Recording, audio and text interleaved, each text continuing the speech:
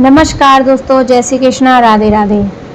तो दोस्तों, आज हम आपको गीता के 12वें अध्याय के बारे में बताएंगे, जो है भक्ति योग के बारे में।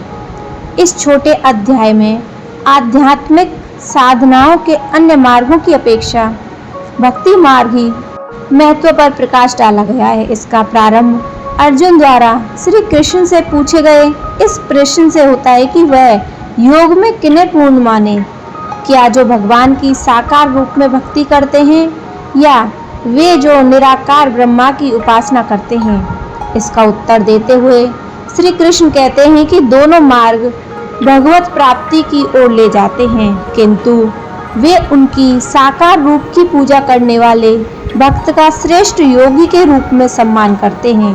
वे स्पष्ट कहते हैं कि माया बुद्ध देहधारियों के लिए उनके निराकार अव्यक्त रूप की आराधना करना कष्टदायक और अत्यंत कठिन है, जबकि साकार रूप की आराधना करने वाले भक्त अपनी चेतना के साथ भगवान में विलीन हो जाते हैं और उनके प्रत्येक कर्म भगवान को समर्पित होते हैं तथा वे शीघ्रता से जीवन मरण के बंधनों से मुक्त हो जाते हैं।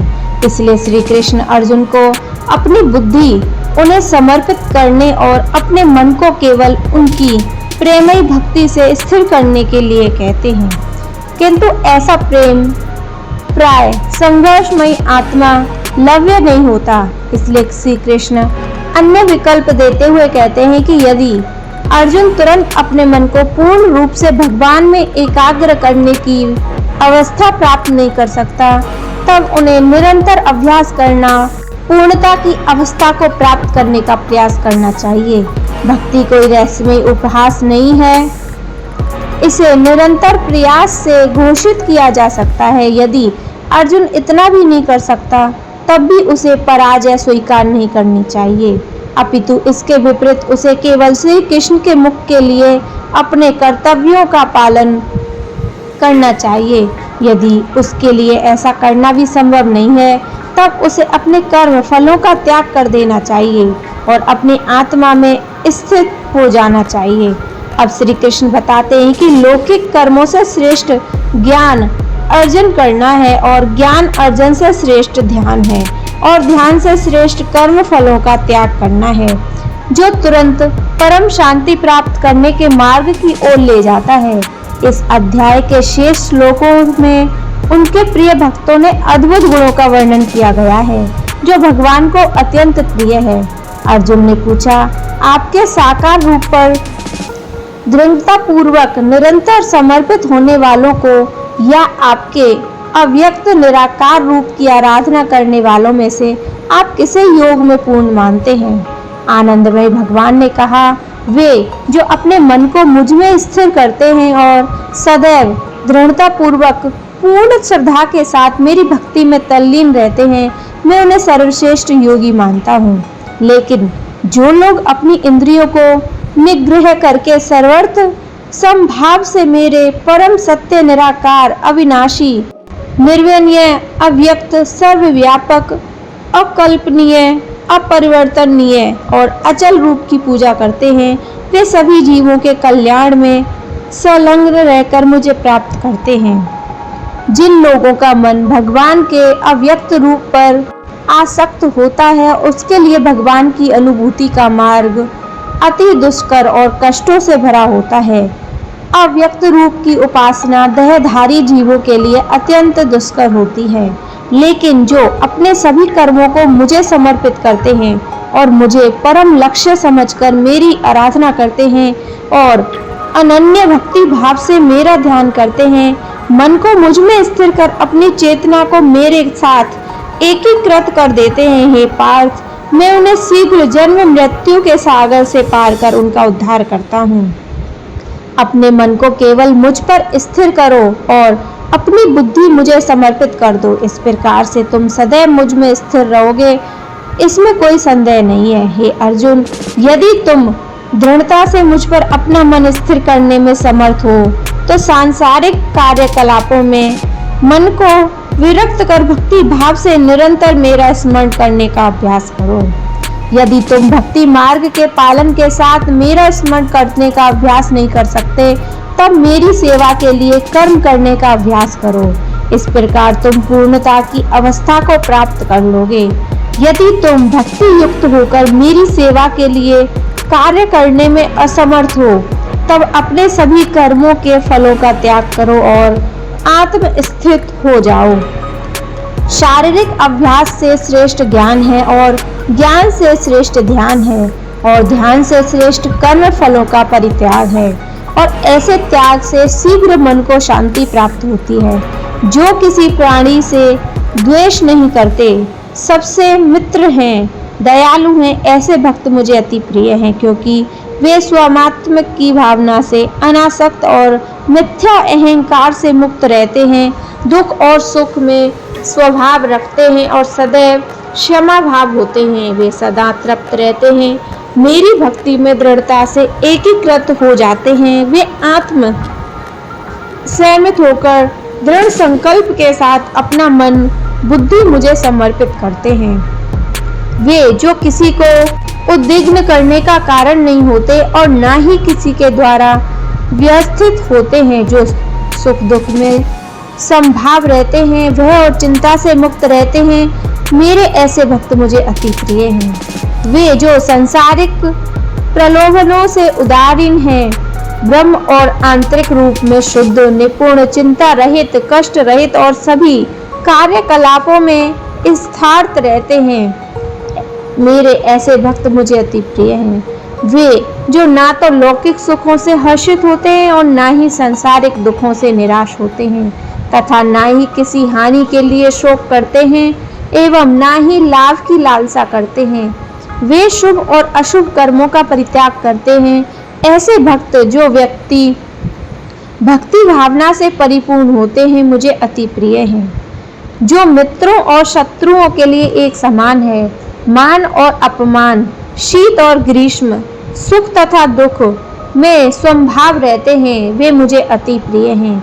जो सभी प्रकार के कुसंग से मुक्त रहते हैं, जो अपनी प्रशंसा और निंदा को एक जैसा समझते हैं, जो सदैव मौन चिंतन में लीन रहते हैं, जो मिलकर उसमें संतुष्ट रहते हैं, घर गृहस्थी में आसक्ति नहीं रखते, जिनकी बुद्धि दृढ़ता पूर्वक मुझसे स्थिर रहती है और जो मेरे प्रति भक्ति भाव से परिपूर्ण रहते हैं, वे मुझे अत्यंत प्रिय हैं। श्री कृष्ण भक्तों की 10 अन्य विशेषताओं का वर्णन करते हैं। वे जो यहाँ प्रकट किए गए इस अमृत रूपी ज्ञान का आदर करते हैं और मुझ में विश्वास करते हैं तथा निष्ठा पूर्वक मुझे अपना परम लक्ष्य मानकर मुझ पर समर्पित होते हैं, वे मुझे अति प्रिय हैं। तो दोस्तों, भगवत गीता के 12वें अध्याय का महत्व महादेव जी ने माता पार्वती को इस प्रकार समझाया। श्री महादेव जी कहते हैं, पार्वती, दक्षिण दिशा में कोल्हापुर नामक एक नगर है, जो सब प्रकार के सुखों का आधार, सिद्ध महात्माओं का निवास स्थान तथा सिद्धि प्राप्ति का क्षेत्र है। वह पराशक्ति भगवती लक्ष्मी की प्रधान पीठ है। संपूर्ण देवता उसका सेवन करते हैं। वह पुराण प्रसिद्ध तीर्थ, भोग और मोक्ष प्रदान करने वाला है। वहाँ करोड़ों तीर्थ और शिवलिंग हैं। रुद्र गया भी वहाँ है। वह विशाल नगर लोगों में बहुत विख्यात है। एक दिन कोई युवक पुरुष नगर में आया। वह कहीं का राजकुमार था। उसके शरीर का रंग गोरा, नेत्र सुंदर, ग्रीव्रा शंख के समान, कंधे मोटे, छाती चौड़ी तथा भुजाएं बड़ी बड़ी थीं। नगर में प्रवेश करके सब ओर महलों की शोभा निहारता हुआ वह देवेश्वरी महालक्ष्मी के दर्शनार्थ मणिकंठ तीर्थ में गया और वहां स्नान करके उसने पितरों का तर्पण किया। फिर महामाया माँ लक्ष्मी जी को प्रणाम करके भक्ति पूर्वक स्तवन करना आरंभ किया। राजकुमार बोला, जिसके हृदय में असीम दया भरी हुई है, जो समस्त कामनाओं को देती तथा अपने कटाक्ष मात्र से सारे जगत की रचना, पालन और संहार करती है, उस जनक माता महालक्ष्मी की जय हो। जिस शक्ति के सहारे उसी के आदेश के अनुसार परमेश्वरी ब्रह्मा सृष्टि रचते हैं, भगवान अच्युत जगत का पालन करते हैं तथा भगवान रुद्र अखिल विश्व का संहार करते हैं। उस सृष्टि, पालन और संहार की भक्ति शक्ति से संपन्न भगवती पराशक्ति का मैं भजन करता हूँ। कमले योगी जन तुम्हारे चरण कमलों का चिंतन करते रहते हैं। तुम अपनी स्वाभाविक सत्ता से ही हमारे समस्त विषयों को जानती हो। तुम ही कल्पनाओं के समूह को तथा उसका संकल्प करने वाले मन को उत्पन्न करती हो। तुम भक्तों का मनोरथ पूर्ण करने के लिए कल्पलता के समान हो। मुझ पर प्रसन्न हो जाओ। उसके इस प्रकार स्तुति करने पर भगवती महालक्ष्मी अपना साक्षात स्वरूप धारण करके बोली, राजकुमार मैं तुमसे प्रसन्न हूँ, तुम कोई उत्तम वर मांगो। राजकुमार बोला, माँ मेरे पिता राजा वृद्रथ अश्वमेघ नामक महान यज्ञ का अनुष्ठान कर रहे थे। वे देवी योग से रोगग्रस्त होकर स्वर्गवासी हो गए। इसी बीच में यूप में बंधे हुए मेरे यज्ञ संबंधी घोड़े को, जो समूची पृथ्वी की परिक्रमा करके लौटा था, किसी ने रात्रि में बंधन काटकर कहीं अन्यंत पहुंचा दिया। उसकी खोज में मैंने कुछ लोगों को भेजा था, किंतु वे कहीं भी उसका पता ना पाकर जब खाली हाथ लौट आए, तब मैं ऋषियों से आज्ञा लेकर तुम्हारी शरण में आया हूँ। हे देवी, यदि तुम मुझ पर प्रसन्न हो तो मेरे यज्ञ का घोड़ा मुझे मिल जाए, जिससे यज्ञ पूर्ण हो जाए, तभी मैं अपने पिता की ऋण उतार सकूंगा। शरणागतों पर दया करने वाली जगत जननी लक्ष्मी, जिससे मेरा यज्ञ पूर्ण हो वह उपाय करो। भगवती लक्ष्मी ने कहा, राजकुमार मेरे मंदिर के दरवाजे पर एक ब्राह्मण रहते हैं, जो लोगों में सिद्ध समाधि के नाम से विख्यात हैं। वे मेरी आज्ञा से तुम्हारा सब काम पूरा कर देंगे। माँ लक्ष्मी के इस प्रकार कहने पर राजकुमार उस स्थान पर आए जहाँ सिद्ध समाधि रहते थे।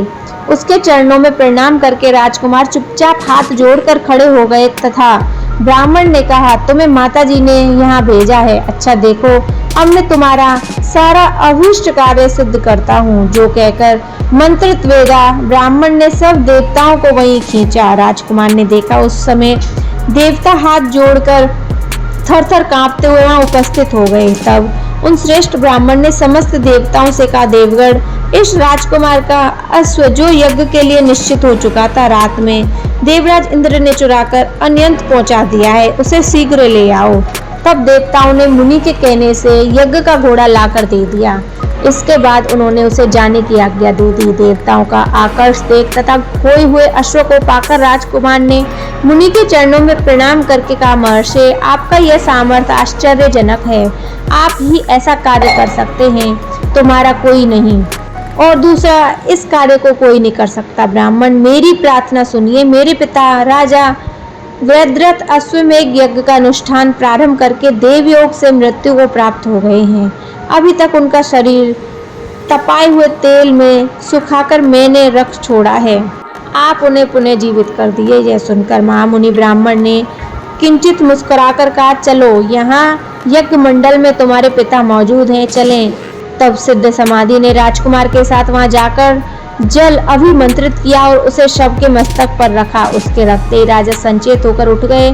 फिर उन्होंने ब्राह्मण को देखकर पूछा, धर्म स्वरूप आप कौन हैं? तब राजकुमार ने महाराज से पहले का सारा हाल कह सुनाया। राजा ने अपने को पुनः जीवित दान देने वाले ब्राह्मण को नमस्कार करके पूछा, ब्राह्मण, किस पुण्य के प्रभाव से आपको यह अलौकिक शक्ति प्राप्त हुई है? उसके कहने पर ब्राह्मण ने मधुर वाणी से कहा, राजन, मैं प्रतिदिन आलस्य रहित होकर गीता के 12वें अध्याय का जप करता हूँ। उसी से मुझे यह शक्ति मिलती है जिससे तुम्हें जीवन प्राप्त हुआ है। यह सुन ब्राह्मण सहित राजा ने उस महर्षि से उसके गीता के 12वें अध्याय का अध्ययन किया। उसके महत्व से उन सबकी सद्गति हो गई। दूसरे जीव भी उसके पाठ से परम मोक्ष को प्राप्त हो गए।